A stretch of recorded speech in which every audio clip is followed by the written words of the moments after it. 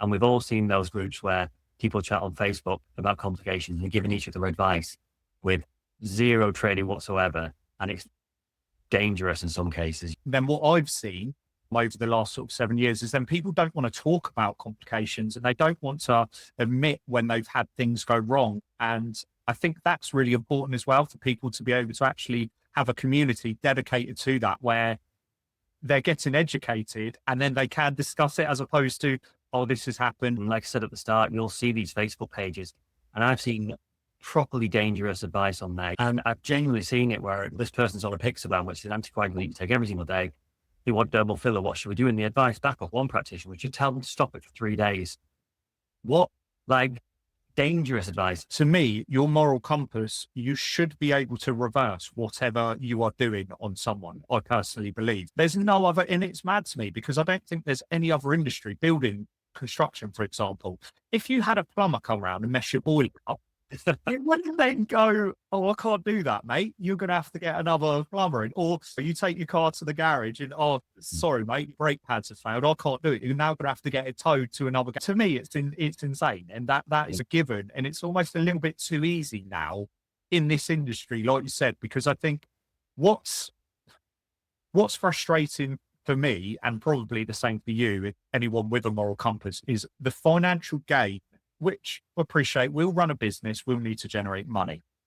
But I think what a lot of people forget when you see these sort of £99 treatments is, as much as you are paying for a syringe of products, whatever that product may be, it is actually the consultation, it's the experience, it's the treatment, it's the aftercare, and it is the complications.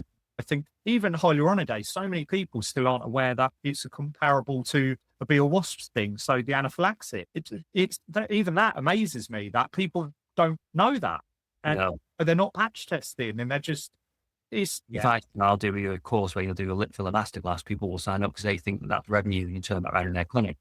The complications masterclass, actually, patients or clients will see that you take complications seriously.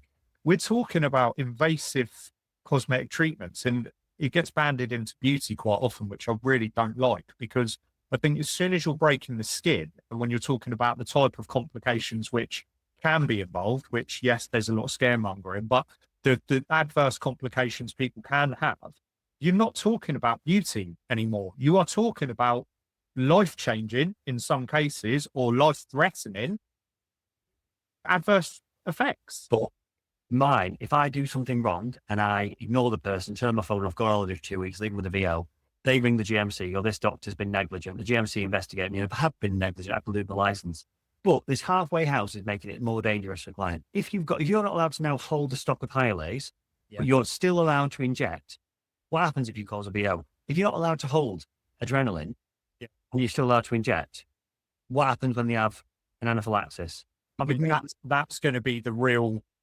That's where there's going to be a fatality, and there will be, all hell will break loose, won't it? Because when you're talking about severe allergic reactions like that, which are life-threatening, that really is going to be the tipping point of it.